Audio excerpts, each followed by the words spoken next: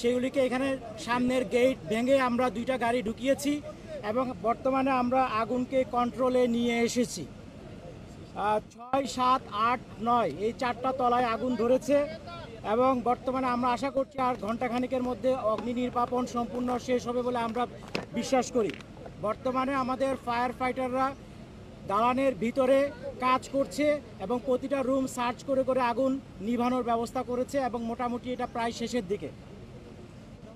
আমাদের এই পর্যন্ত এখানে প্রায় 211 জনের একটা জনবল নিয়োজিত হয়েছে এবং একটা দুঃখজনক ঘটনা ঘটেছে, সেটা সকালবেলা যখন ফার্স্ট আওয়ারে এসে আমাদের একজন ফায়ার ফাইটার পানির পাম্প থেকে লাইন সংযোগ করছিল, ওই সময় রাস্তা পার হওয়ার সময় একটা দ্রুতগামী ট্রাক তাকে আঘাত করে এবং তাকে হাসপাতালে নিয়ে যাওয়ার পর ঢাকা মেডিকেল হসপিটালে তাকে মৃত ঘোষণা করা হয়। ইন্না লিল্লাহি ওয়া ইন্না ইলাইহি রাজিউন।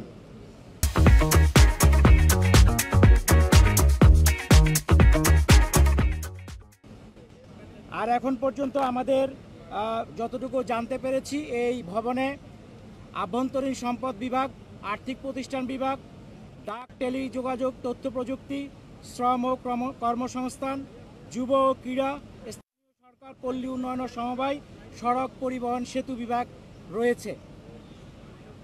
আমাদেরকে জানানোর মতো এই পর্যন্ত আপডেট। সম্পূর্ণ শেষ হওয়ার পর আপনাদেরকে ডিটেইলস একটা আমরা আপডেট দিতে পারবো। সবাইকে অনেক অনেক ধন্যবাদ।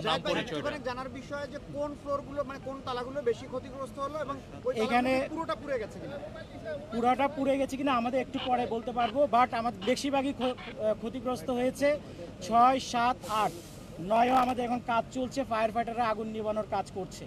বাট এটার বেশি কারণ সম্ভবত ইন্টেরিয়র ডেকোরেশন ছিল এবং যে বিদ্যুৎ লাইন যেটা আছে, যখন এক জায়গায় আগুন ধরলে বিদ্যুৎ লাইনের মধ্যে সব জায়গায় ছড়ায় পড়ে, এটা হতে পারে। বাট ইনিশিয়াল কারণ আমরা এখনো বের করতে পারি নাই। আমাদের আগুন নেভানোর পর আমরা যখন সব জায়গায় সার্চ করব তখন হয়তো আপনাদেরকে একটা ধারণা দিতে পারবো। একটু বলি যে যারা প্রত্যক্ষদর্শী তারা বলছে যে একসঙ্গে আগুনটা পূর্ব দিক, পশ্চিম দিক এবং মাঝখানে বিভিন্ন জায়গায় ছড়িয়ে পড়েছে। আমরা যতটুকু জানতে পেরেছি 3টা জায়গায় একসাথে আগুনের ইয়েটা দেখা গেছে। এটা অনেক সময় হয় কি, যখন স্পার্কিং হয়, যদি বিদ্যুৎ লাইনে শর্ট সার্কিট হয়, এটা হতে পারে। তবে আমরা এটা এখন কনফার্ম বলবো না যতক্ষণ পর্যন্ত না আমরা তদন্ত করে শেষ করছি। বাট এটা হতে পারে, এটা অবশ্যই হয়েছে, এটা আমরা বলবো না। বাট এটা যদি শর্ট সার্কিটের বিষয় থেকে থাকে এবং একই লাইনে হয়ে থাকে তাহলে এটা হতে পারে। আপনারা কি ওখানে ভিতরে কাউকে পেয়েছেন? না, এখন পর্যন্ত শুধু একটা হতাহতের ঘটনা আপনাকে বলেছি যে সকালবেলা দুঃখজনকভাবে আমাদের একজন ভিতরে এখন পর্যন্ত আমরা পাই। হ্যাঁ, জি জি জি, ওটা আমাদের ফায়ার ফাইটার, ও পা কেটে গেছিল, ওটা সিরিয়াস কিছু না। ট্রাক চালক কি ধরা হয়েছে নাকি? হ্যাঁ, আমরা আশা করছি আর কিছুক্ষণ পরে আপনাদেরকে ডিটেলস বলতে পারবো। বাট আমাদের যেহেতু এটা রাতের বেলা ছিল, আশা করি ওখানে ভিতরে কেউ ছিল না। আমরা সার্চ করার পরে ফাইনালি বলতে পারবো কোনো হতাহত কেউ হয়েছে কিনা। বাট এখন পর্যন্ত আপনাদের একজন শুধু ফায়ার ফাইটারের কথা, ওনার নাম হচ্ছে, এক সেকেন্ড, ফায়ার ফাইটার যিনি মারা গেছেন ওনার নাম মোহাম্মদ সোহানুজ্জামান নয়ন। সে আমাদের তেজগাঁওয়ে স্পেশাল টিমের সদস্য ছিল। তার বাড়ি আটঘরিয়া, ঢাকা, তারপর হচ্ছে মিঠাপুকুর, জেলা রংপুর। আর সে আমাদের এখানে চাকরি প্রায় 2 বছরের মতো, 2 থেকে 2.5 বছর। এখন আগুনের সবশেষ কি অবস্থা? আমরা আশা করছি আর কিছুক্ষণ পরে আমরা আগুন কন্ট্রোলে। কি মনে হয় যে সচিবালয়ের মতো এত বড় একটা জায়গায় ফায়ার নিবারণী সরঞ্জামাদি কম ছিল? না না, কম ছিল না। আমরা তো সিদ্দিক বাজার থেকে 19টা ইউনিট এখানে সচিবালয়ে নিজস্ব না, সচিবালয়ে তো সবসময় আমরা পরিদর্শন করি। প্রত্যেকটা ফ্লোরে ফায়ার এক্সটিংগুইশার আছে এবং আপনাদের জাস্ট জানার জন্য সবসময় এই যে ভবন নাম্বার 7-এর সামনে স্বরাষ্ট্র মন্ত্রণালয়ের পাশে কিন্তু আমাদের একটা ওয়াটার টেন্ডার ও পানিবাহী গাড়ি সবসময় থাকে, ফায়ার ফাইটার সহ ব্যবস্থা ছিল। কিন্তু সমস্যা যেটা হয় অনেক সময়, যেহেতু এখানে একটা বিল্ডিংটা রেস্ট্রিক্টেড বাট কনফাইন্ড টাইপ, অনেক সময় আগুন ধরলে সেটা দ্রুত ছড়ায় যায়। এবং যেহেতু এটা দিনের বেলা হয় নাই, আগুন যখন ধরেছে তখন তো এক্সটিংগুইশার ওখানে ব্যবহার করার মতো কেউ ছিল না, ফলে সে কারণে হয়তো আগুনটা দ্রুত ছড়িয়ে পড়েছে।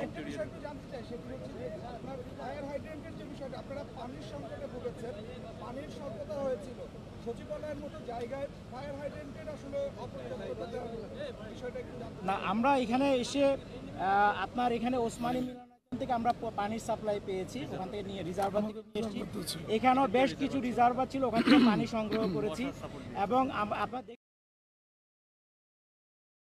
আমাদের পানির সাপোর্ট দিয়ে গেছে। পানির সাপোর্ট আমাদের ছিল যথেষ্ট, পানির সাপোর্ট নিয়ে কোনো সমস্যা নেই। এত সময় দেরি হওয়ার কারণটা কি? ইউনিট এত সময় দেরি হওয়ার কারণটা কি? ওই যে বললাম ওখানে তো কনফাইন্ড এরিয়া, রেস্ট্রিক্টেড এরিয়া, প্রত্যেকটা রুমই তো বদ্ধ অবস্থায় আছে, বন্ধ ছিল, প্লাস গ্লাসগুলি লাগানো, ফলে বাইরে থেকে যেন আমরা টিটিএল লাগিয়েছি, বাইরে থেকে তো আমরা পানি দিতে পারি নাই। যদি গ্লাস খোলা থাকতো ফলে দেখবেন আপনারা অনেক ক্ষেত্রে আমরা গ্লাস ভেঙে ভেঙে ভিতরে পানি দিয়েছি। এবং যেহেতু ইন্টেরিয়র ডেকোরেশনও ছিল এবং বিদ্যুৎ লাইনে যদি কোনো কারণে আগুন দেয়, যেহেতু বিদ্যুৎ লাইনটা এক জায়গা থেকে আরেক জায়গায় ছড়ানো, ফলে স্পার্কিং করে আগুনগুলি ছড়িয়েছে। বাট আমরা সর্বোচ্চ চেষ্টা করেছি যত কম সংখ্যক রুম নষ্ট হয় এবং আগুনটা যেন নিচের দিকে আসতে না পারে। 6 তলা থেকে ধরেছে, 6-এর নিচে যেন আসতে না পারে। কয় তলায় বেশি ক্ষতি হয়েছে? কোন কোন আমাদের ধারণা এখন পর্যন্ত 7-8 সম্ভবত 9ও হবে, বাট আমরা এখনো তো কমপ্লিট করি নাই, করলে আপনাদেরকে ফাইনালি বলতে পারবো। আমরা অনেক সময় দেখি এরকম বড় দুর্ঘটনার ক্ষেত্রে হেলিকপ্টার দিয়েও অনেক সময় পানি দেওয়া হয়। এখন সেটা না আসলে এখানে আসলে নিয়ন্ত্রণ কয়টা নাগাদ আসতে পারে আপনার কাছে? আমরা আশা করছি আর আধা ঘন্টার মধ্যে আমরা ক্লিয়ারেন্স দিই, আধা ঘন্টা আশা করি। আচ্ছা ওটা আশা করি। এটা কি নিয়ন্ত্রণ? আচ্ছা হ্যাঁ, আপনার নিয়ন্ত্রণ, কারণ তারপরে আবার প্রত্যেকটা রুম সার্চ করতে হবে, বিষয় আছে। ওকে, আপনার একটু পরিচয়টা, পুরো নাম পরিচয়টা। আচ্ছা, আমি DG fire service brigadier general Mohammad Zahed Kamal. Okay ধন্যবাদ সবাই, থ্যাংক ইউ। Thank you. দেখি না আস্তে আস্তে